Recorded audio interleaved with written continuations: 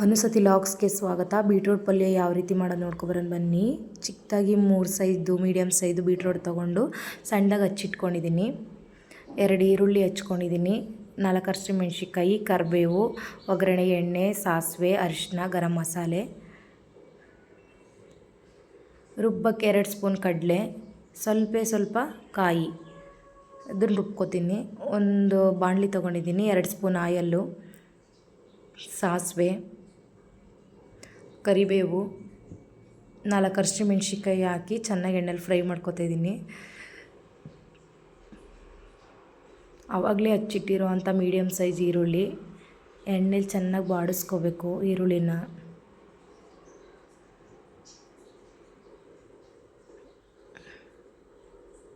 ½ spoon ಉಪ್ಪು, ಚೆನ್ನಾಗಿ ಎಣ್ಣೆಲಿ ಫ್ರೈ ಆಗಬೇಕು. ಉಪ್ಪು ಹಾಕಿದ್ರೆ ಚೆನ್ನಾಗಿ ಬೇಗ ಎಣ್ಣೆಲಿ ಫ್ರೈ ಆಗುತ್ತೆ ಈರುಳ್ಳಿ.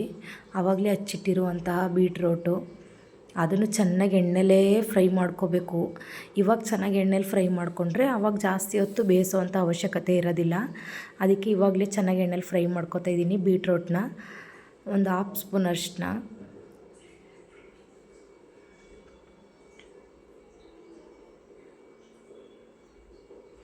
ಗರಂ ಮಸಾಲೆ ಪೌಡ್ರು,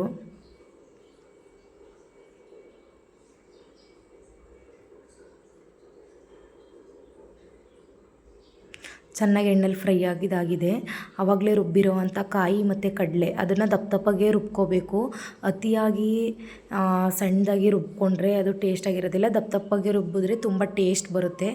ಸ್ವಲ್ಪ ನೀರು ಸೇರಿಸ್ಕೊತಾ ಇದ್ದೀನಿ. ಆವಾಗಲೇ ಚೆನ್ನಾಗಿ ಎಣ್ಣೆಲಿ ಫ್ರೈ ಮಾಡೋದ್ರಿಂದನೇ ಸ್ವಲ್ಪ ನೀರು ಆ್ಯಡ್ ಮಾಡಿದ್ದೀನಿ. ಎಣ್ಣೆಲೇ ತುಂಬ ಚೆನ್ನಾಗಿ ಫ್ರೈ ಆಗಿರುತ್ತೆ. ಒಮ್ಮೆ ಈ ಥರ ಟ್ರೈ ಮಾಡಿ ಬೀಟ್ರೋಟ್ ಪಲ್ಯನ, ತುಂಬ ಟೇಸ್ಟಾಗಿರುತ್ತೆ.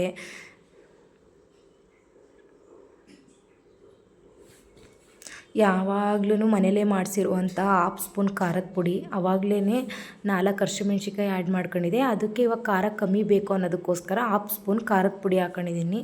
ನಿಮಗೆ ಜಾಸ್ತಿ ಬೇಕು ಅಂತ ಅಂದರೆ ಖಾರದ ಪುಡಿ ಹಾಕ್ಕೋಬೋದು, ಹಸಿಮೆಣ್ಸಿಕಾಯಿ ಬೇಕಾದ್ರೆ ಸ್ಕಿಪ್ ಮಾಡ್ಕೋಬೋದು. ರುಚಿಗೆ ತಕ್ಕಷ್ಟು ಉಪ್ಪು, ತಳ ಹಿಡಿದ್ಬಿಡುತ್ತೆ. ಚೆನ್ನಾಗಿ ತಿರುಗಿಸ್ಕೋಬೇಕು ಅವಾಗವಾಗ. ಸ್ವಲ್ಪ ಕಾಯಿ ತುರಿ, 1.5 ಸ್ಪೂನ್ ಕಾಯಿ ತುರಿ ಹಾಕಿದ್ದೀನಿ.